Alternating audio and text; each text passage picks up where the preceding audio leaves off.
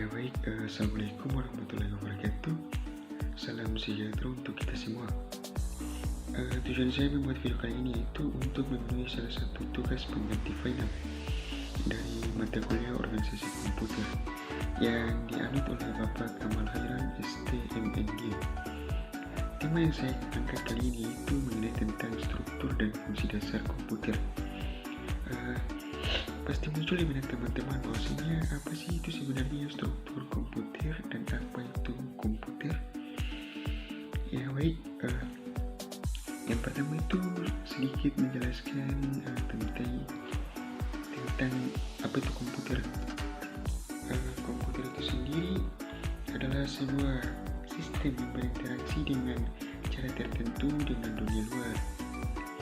Sementara struktur komputer dapat didefinisikan sebagai cara-cara dari setiap komponen yang saling terkait. Teman-teman bisa melihat contoh dari struktur komputer secara sederhana di gambar berikut ini.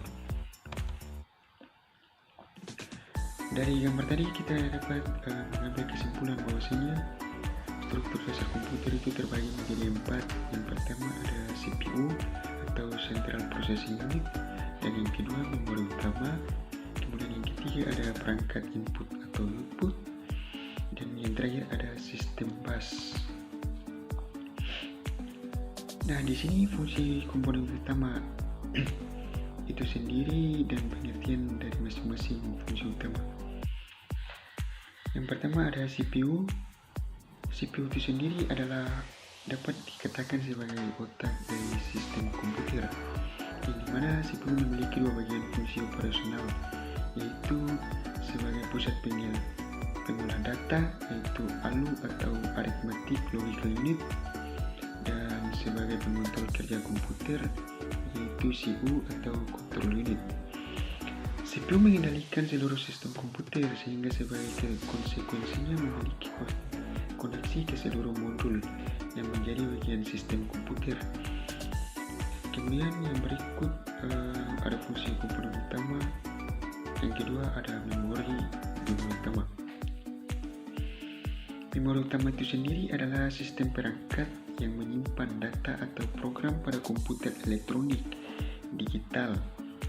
Memori itu sendiri terbagi menjadi 2 tipe, yaitu ada RAM dan yang kedua ada ROM. Ya baik, simak penjelasan terkait RAM. RAM itu sendiri di mana data dan program yang dimasukkan melalui alat input akan disimpan terlebih dahulu di memori utama, terkhususnya di dalam RAM itu sendiri, yang dapat diakses secara acak oleh pemrogram atau pengguna. Struktur RAM terdiri dari beberapa komponen atau bagian, yaitu yang pertama ada input storage, digunakan untuk menampung input yang dimasukkan melalui alat input. Kemudian yang kedua ada program storage, digunakan untuk menyimpan semua instruksi-instruksi program yang akan diakses. Kemudian yang ketiga ada working storage, digunakan untuk menyimpan data yang akan diolah dan hasil pengolahan. Kemudian yang terakhir ada output storage, digunakan untuk menampung hasil akhir dari pengolahan data yang akan ditampilkan ke alat output. Kemudian yang berikut ada ROM. ROM itu sendiri di mana ROM hanya dapat dibaca sehingga pemrogram tidak bisa mengisi sesuatu ke dalam ROM. ROM sudah diisi oleh pabrik pembuatnya berupa sistem operasi yang terdiri dari program-program pokok yang diperlukan oleh sistem komputer. Misalnya program untuk mengatur penampilan karakter, pengisian tombol kunci, papan ketik untuk keperluan kontrol tertentu, dan booster program. Kemudian yang berikut ada komponen perangkat input output. Perangkat input output sendiri adalah input device, perangkat keras komputer yang akan menerima input dari luar sistem dan dapat berupa signal input atau maintenance input. Fungsi dari input itu sendiri adalah sebagai alat untuk memasukkan data atau perintah ke dalam komputer. Contoh input adalah keyboard dan mouse. Baik, yang berikut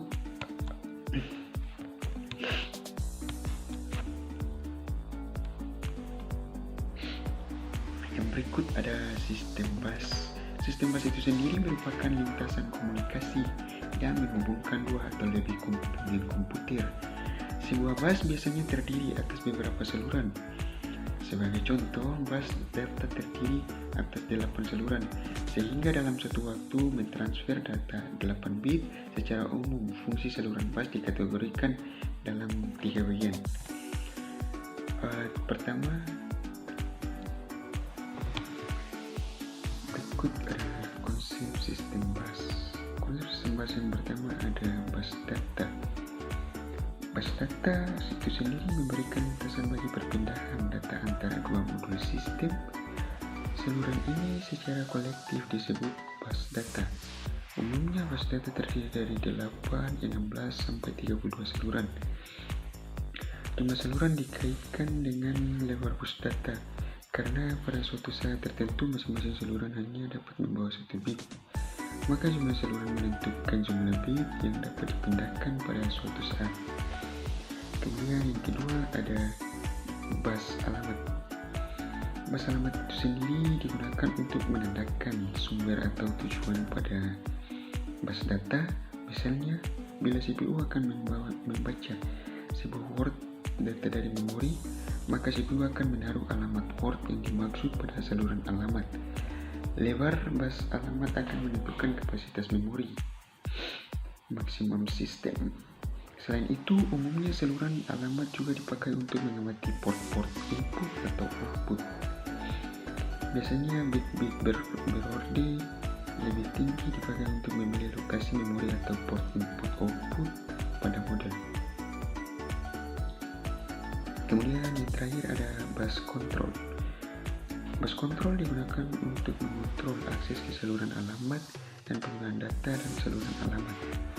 Karena data dan saluran alamat dipakai bersama oleh seluruh komponen, maka harus ada alamat untuk mengontrol pengguna. Sinyal-sinyal kontrol melakukan transmisi baik perintah maupun informasi pewaktuan di antara modul-modul. Sinyal-sinyal pewaktuan menunjukkan validitas data dan informasi alamat. Sinyal-sinyal perintah menspesifikasikan operasi-operasi yang akan dibentuk. Pada umumnya, saluran kontrol itu sendiri meliputi beberapa bagian. Yang pertama yaitu ada memory write, yang kedua ada memory read, kemudian ada input output write, kemudian yang berikut ada input output read, berikut ada transfer ACK, dan yang berikut ada proses bus request, ada bus granat, bus grant, berikut ada bus grant, yang berikut ada interrupt request, kemudian yang berikut ada interrupt ACK, dan yang terakhir ada clock reset. Ya baik, kemudian yang berikut ada proses kerja komputer melalui siklus instruksi. Yang pertama ada input. Apa sih itu input? Tahapan input adalah tahapan memasukkan data ke dalam komputer. Proses memasukkan data ini bisa dilakukan dengan input device atau alat pemasukkan data, seperti mouse, keyboard, mikrofon, atau alat yang merubah data analog menjadi data digital. Misalnya scanner. Pada tahap ini bisa dilakukan validasi terhadap input, apakah input yang dimasukkan valid atau tidak. Kemudian proses kerja komputer itu sendiri yang kedua ada processing. Tahapan processing itu sendiri adalah dilakukannya operasi atau pengolahan terhadap sebuah data. Operasi ini dapat berupa perhitungan atau kalkulasi, penafsiran atau interpretasi, ataupun perubahan terhadap informasi. Informasi yang diolah dapat berupa informasi yang baru dimasukkan atau informasi yang sebelumnya tersimpan dalam storage atau penyimpanan. Setelah tahap ini, informasi dapat disimpan di storage atau dikeluarkan sebagai output atau informasi. Baik, demikian video dari saya. Lebih dan kurang saya mohon maaf. Wabillahi taufiq wal hidayah. Wassalamualaikum warahmatullahi wabarakatuh.